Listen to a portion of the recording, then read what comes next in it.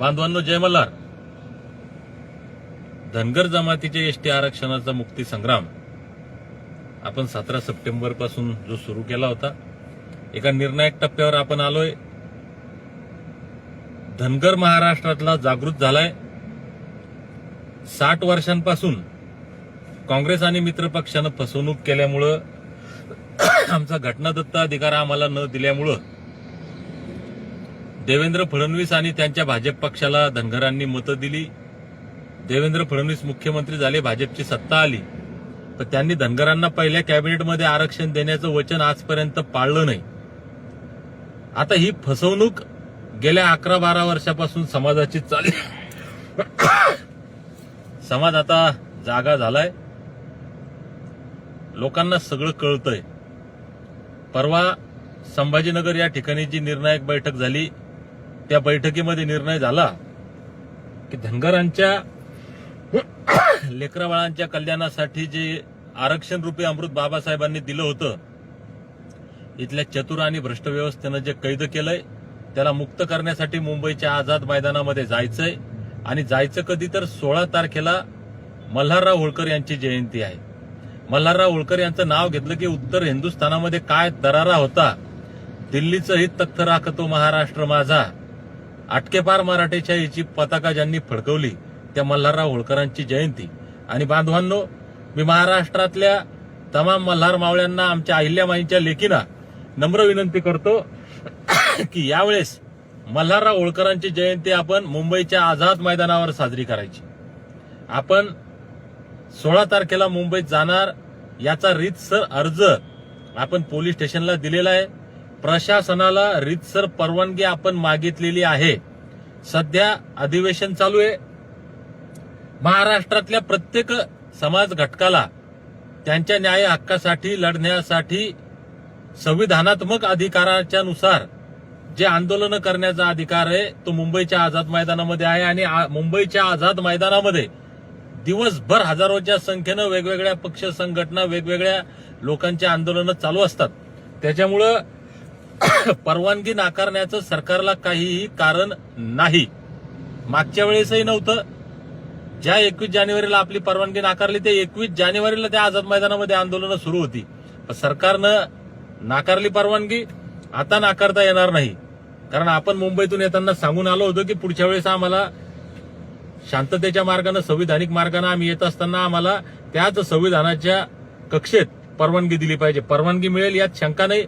म्हणून आता महाराष्ट्रातल्या तमाम मल्हार मावळ्यांना, अहिल्यामाईंच्या लेकींना माझी विनंती आहे. बऱ्याच बांधवांचे फोन येतात, मेसेज येतात, आमच्या भागात दौरा करा, आमच्या भागात या.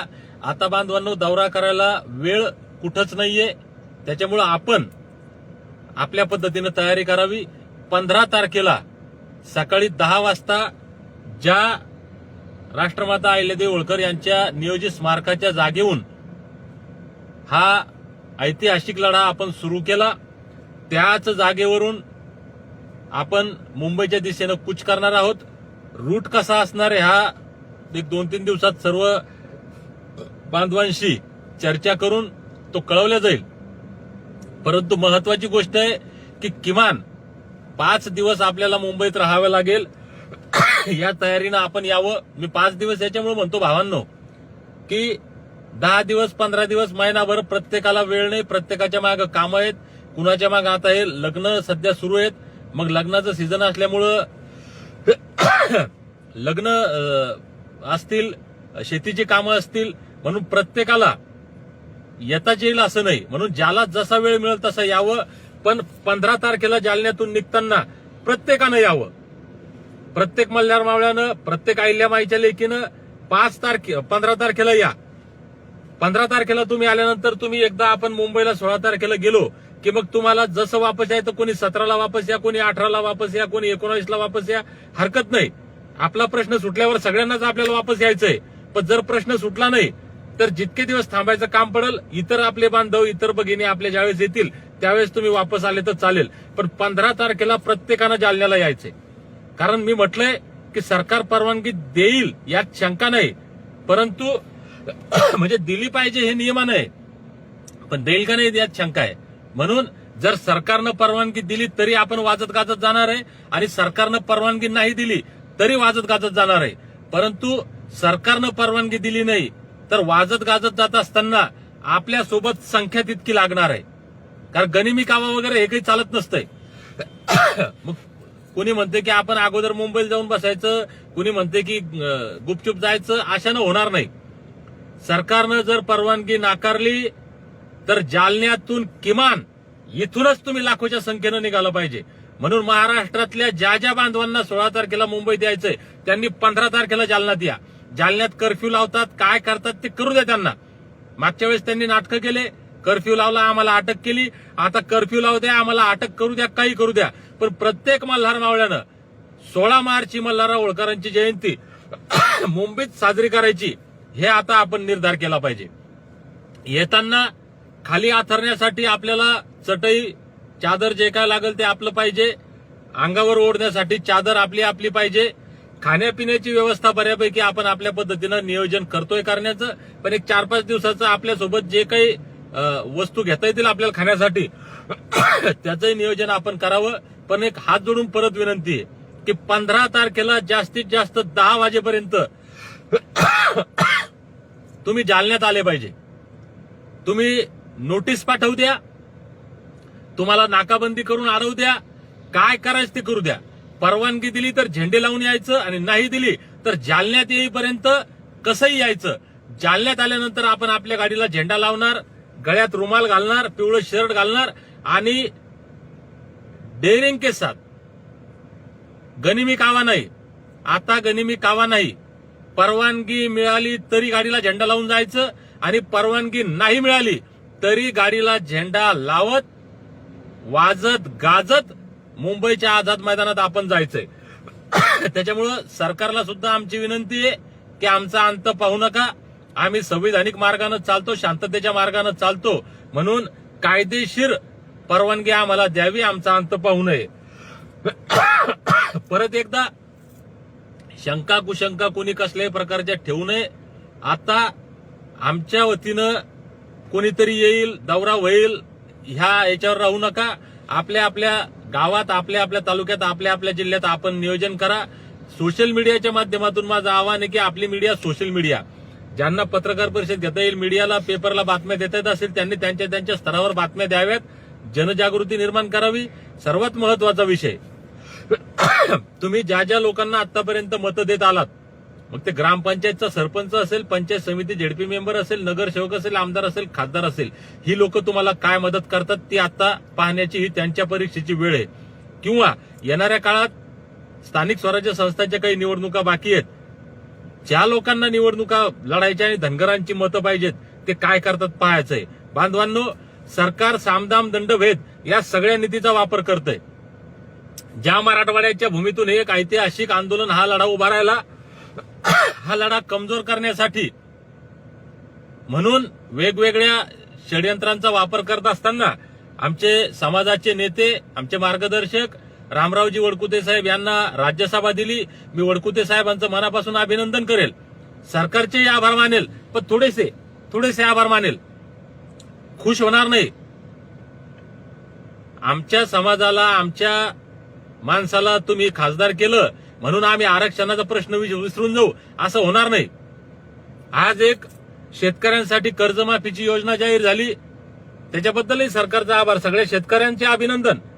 कर्जमाफी झाली, पण योजनेला नाव दिलं आमच्या अहिल्यादेवी होळकरांचं, त्याच्यातही धनगरांनी उरळून जाऊ नका. वेगवेगळ्या मुद्द्यावर भरकवटीतील तिकडे बारामतीला त्या कॉलेजच्या नावावरून वाद सुरू आहे, इकडं मराठवाड्यातून आंदोलन पेट घेते म्हणून मराठवाड्यात राज्यसभा द्यायची म्हणजे हे लोक शांत बसतील. महाराष्ट्रभर एक योजना शेतकऱ्यांना लागू करायची, त्याच्यात अहिल्यादेवींचं नाव द्यायचं म्हणजे लोक चूप बसतील. हा गैरसमज फडणवीसांचा आहे, हे सिद्ध करण्याची वेळ तुमच्यावर आहे. तुम्ही जर एका राज्यसभेला खुश होणार असाल, तुम्ही जर योजनेला अहिल्यादेवींचं नाव दिलं म्हणून खुश होणार असाल, तुम्ही जर दवाखान्याला अहिल्यादेवींचं नाव दिलं म्हणून खुश होणार असाल, तर आमच्या पिढ्या, आमचे लेकरं भविष्यात माफ नाही करणार तुम्हाला.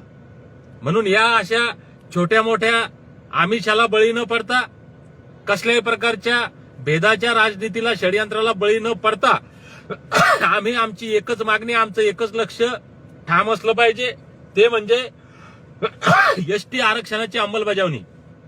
बांधवांनो, मी 17 सप्टेंबरला सांगितलं होतं की ज्या पद्धतीनं अर्जुनाला त्या पक्षाचा डोळा दिसत होता, त्या पद्धतीनं मला त्या एसटी आरक्षणाची अंमलबजावणी दिसते. म्हणून बांधवांनो, आपण सुद्धा डोक्यात ठेवा, कुठली योजना, कुठले आमिष, कुठला दबाव, या भानगडीमध्ये आम्ही न पडता आमच्या डोळ्यासमोर फक्त एसटी आरक्षणाची अंमलबजावणी असली पाहिजे. देवेंद्र फडणवीसांनी वचन दिलंय, मोदीजींनी वचन दिलंय, आता आम्हाला थांबायचं नाही. म्हणून 15 तारखेला सर्वांनी जालन्याला यायचंय. विशेष करून मराठवाडा, पूर्ण विदर्भाचा भाग, संभाजीनगर पासून इकडच्या सगळ्या लोकांनी जालन्याला यायचंय. आणि मग आम्ही जो रूट देऊ त्या रूटवर बाकी लोकांनी आम्हाला जॉईन व्हायचंय. 15 तारखेला 10 वाजता जालन्यातून निघायचं, वाजत गाजत निघायचं, परवानगी मिळाली तरी आणि नाही मिळाली तरी. फक्त फरक इतका आहे, परवानगी मिळाल्यानंतर मी एकटा गेलो तरी मला पोलीस जाऊ देतील, पण परवानगी नाही मिळाली तर मला जाऊ देणार नाही. मग दीपक बोराडे हा लढा लढतोय का? तर नाही. दीपक बोराडे हे नाव आहे, महाराष्ट्रातला प्रत्येक मल्हार मावळा दीपक बोराडे. म्हणून जर परवानगी न घेता आपल्याला जायचं असेल तर लाखो दीपक बोराडेंना रस्त्यावर यावं लागेल. त्यावेळेस एकट्या दीपक बोराडेला पोलीस अडवतील, लाखो दीपक बोराडेंना पोलीस अडवू शकत नाही. लाखो दीपक बोराडेंना सरकार दाबू शकत नाही. लाखो दीपक बोराडेंपुढं फडणवीसांचं षडयंत्र चालणार नाही. म्हणून 15 तारखेला 10 वाजेपर्यंत तुम्ही कोणत्याही परिस्थितीमध्ये जालन्याला यायचंय. तिथल्या परवानगीचं, तिथल्या नियोजनाचं बऱ्यापैकी होऊन जाईल. आणि नाही झालं तर आपल्याला नियोजन करायचंय. हाल होतील, होऊ द्या. आम्ही मागच्या वर्षी 16 दिवस पंढरपूरला उपाशी राहिलो, 16 दिवस जालन्यात उपाशी राहिलो. आमचे हाल नाही झाले का? लोक आले, त्यांचे हाल नाही झाले का? मग आमच्या लेकरा बाळांचं कल्याण आम्हाला करायचं असेल आणि आमचे हाल होऊ द्यायचे नसतील, असं होणार नाही भावांनो. कारण क्रांती बलिदान मागत असते. क्रांती घडत असताना त्रास होणारच आहे. तो त्रास सहन करण्याची आमची तयारी ठेवावी लागेल. जितकं नियोजन आमच्याकडनं होईल तितकं आम्ही करण्याचा प्रयत्न करतोय. पण आम्ही म्हणजे कोण? मी म्हणजे कोण? ही लढाई माझी आहे का? ही जबाबदारी माझी आहे का? तर नाही, ही जबाबदारी प्रत्येकाची आहे. म्हणून प्रत्येकाला जे जे नियोजन करता येईल ते प्रत्येकानं करावं. 15 तारखेला काही झालं तरी 10 वाजता जालन्यामध्ये यायचंय. 15ला 10 वाजता निघू, 16ला सकाळी 10 वाजता आपण मुंबईच्या आझाद मैदानात पोहोचणार आहे. 16ची मल्हारराव होळकरांची 16 तारखेची जयंती ही या देशातली, या जगातली ऐतिहासिक जयंती मुंबईमध्ये आपली साजरी करायची आहे. या क्षणाची साक्षीदार व्हा. आणि मी खात्रीनं सांगतो, महाराष्ट्रातले मल्हार मावळे, आमच्या अहिल्यामाईंच्या लेकी जर ताकदीनं मुंबईमध्ये आल्या तर मुंबईमधून आपण एसटी आरक्षणाची अंमलबजावणी घेऊनच परत येऊ. फडणवीसांना त्यांनी दिलेला शब्द पाळावा लागेल, ती ताकद आम्हाला दाखवावी लागेल. म्हणून बांधवांनो, आता प्रत्येकानं नियोजन करायचंय. आपापल्या गावात बैठका घ्या, तालुक्यात बैठका घ्या, जिल्ह्याच्या स्तरावर बैठका घ्या. जे नियोजन तुम्हाला करता येईल ते करा. फक्त 15 तारखेला 10 वाजता मुंबईच्या दिशेनं निघायचंय जालन्यातून आणि 16 तारखेला 10 वाजता आझाद मैदानात पोहोचायचंय. एवढं टार्गेट डोक्यात ठेवा. परत एकदा विनंती करतो भावांनो, राज्यकर्त्यांच्या कुठल्याच षडयंत्राला बळी पडू नका. साम दाम दंडभेद ही जी नीती आपण म्हणतो, हजारो वर्षापासून आपण ऐकतो, तर या सामदाम दंडभेद नीती वापरत राज्यकर्ते कपटी कारस्थानं रचून, षडयंत्र रचून हे आंदोलनं, हे लढाया अशा हाणून पाडण्याचं काम करत असतात. आम्हाला आमची एकजूट, आम्हाला आमची ताकद दाखवून द्यायची आहे. त्याच्यामुळे परत एकदा विनंती करतो की यांच्या षडयंत्राला बळी न पडता आपण ताकदीनं मुंबईला जाऊ. आपली मीडिया सोशल मीडिया म्हणून या मीडियाचा, तुमच्या हातात असलेल्या मोबाईलचा वापर आमच्या लेकरा बाळांच्या कल्याणासाठी, आमच्या पिढ्यांच्या भल्यासाठी, आमच्या अस्तित्वासाठी, आमच्या स्वाभिमानाच्या लढ्यासाठी आपण या मोबाईलचा वापर करावा ही विनंती करतो. कारण तरुणांना हात जोडून विशेष करून विनंती आहे की तरुण या देशाचं भविष्य आहे, या लढ्याचं भविष्य आहे. ही लढाई तरुणांनी जर हातात घेतली तर एका वेगळ्या वळणावर आपण ही लढाई नेऊ शकतो. म्हणून सर्वांनी या मोबाईलचाही वापर आपण ताकदीनं करावा ही विनंती करतो. धन्यवाद. जय मल्हार.